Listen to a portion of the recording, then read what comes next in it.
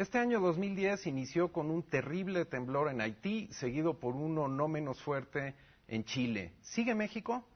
Víctor Cruz Atienza, sismólogo de la UNAM, del Instituto de Geofísica de la Universidad. ¿Por qué es tan difícil, imposible de hecho, predecir temblores como los que acabamos de ver en Haití y en Chile? Bien. En general, cada terremoto es un fenómeno diferente, que debe por sí mismo ser entendido y puede ser muy diferente. Los procesos que se dan, que tienen lugar en cada uno de ellos pueden ser muy variables. Y los parámetros de los cuales estos procesos dependen son muy difíciles de observar en la naturaleza. ¿Por ejemplo?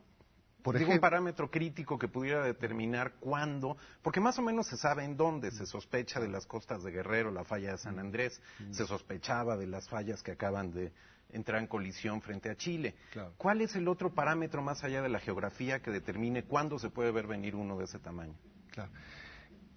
Lo que sucede cuando ocurre un terremoto, se libera energía que se ha acumulado a lo largo del tiempo en las fallas geológicas. Entonces, en las regiones donde no ha habido un sismo desde hace mucho tiempo, esa acumulación es importante. Ahora, la pregunta es cuándo se va a liberar esa energía bajo la forma de un terremoto. Para eso deberíamos ser capaces de observar, de saber cuáles son la resistencia que opone las fallas geológicas a este esfuerzo, a esta energía acumulada, que es lo que evita que el plano de falla se mueva, es decir, que haya la ruptura.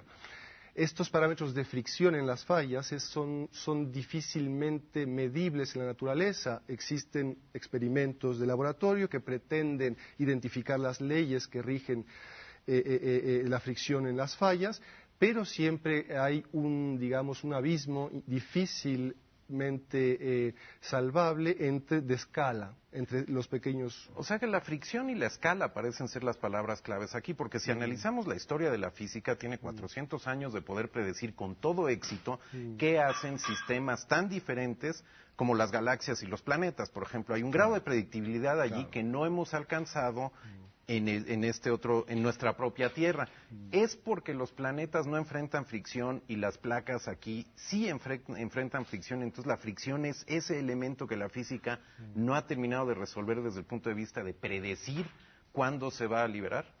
Claro, esencialmente en el cosmos, en los planetas, las leyes que rigen su dinámica son pues las mismas que rigen la dinámica de un terremoto. Sin embargo, la complejidad que guarda la composición de las rocas en la Tierra, es decir, la composición química, por un lado, y la geometría de las superficies en las que ocurren los terremotos son tales que, digamos, las condiciones iniciales o el estado de esfuerzos inicial previo a una ruptura es muy heterogéneo, es muy complicado de observar. Y es precisamente eso, junto con la distribución de los parámetros de fricción que mencionamos, los que van a determinar si un terremoto se va a propagar grandes distancias y por lo tanto será uno grande o si va a romper solo uno pequeño. En fin, sí, podemos decir que en gran medida son los parámetros de fricción más la heterogeneidad del campo de esfuerzos inicial asociado a esa energía acumulada. Y además es el hecho de que son relativamente infrecuentes. Si sucedieran terremotos de gran magnitud en zonas densamente pobladas con mucha mayor frecuencia, habría más casos que analizar, ¿no es así? Sí, desde luego, los sismos mayores, hay leyes que dicen o nos muestran que son mucho menos frecuentes que los pequeños. Entonces, digamos, hay menos casos para estudiar y para entender, es una realidad. Sin embargo, la física que está detrás de un terremoto mayor, pues es la misma que la de un terremoto menor. Ahora, cuando se presentan terremotos como el de 85 en México, por ejemplo, que afortunadamente no se ha vuelto a presentar, o desafortunadamente, porque quiere decir que ahí viene, de todas formas, algo se puede aprender. En el caso de la Ciudad de México, el temblor de 85, se aprendió mucho sobre la interacción entre las ondas sísmicas, los suelos de la ciudad y los edificios. Así es. Cada vez que sucede uno, ¿aprenden mucho ustedes? Definitivamente. O sea, no hace falta que ocurra uno muy grande para entender mucho de lo que pasa en la Ciudad de México. A raíz del 85, que fue un parteaguas en la comprensión de la sismicidad del valle, se pudo entender fenómenos fundamentales. ¿Gracias a qué? Gracias a la instrumentación que se llevó a cabo. O sea, se instalaron más de 100 estaciones que están operando desde entonces en continuo.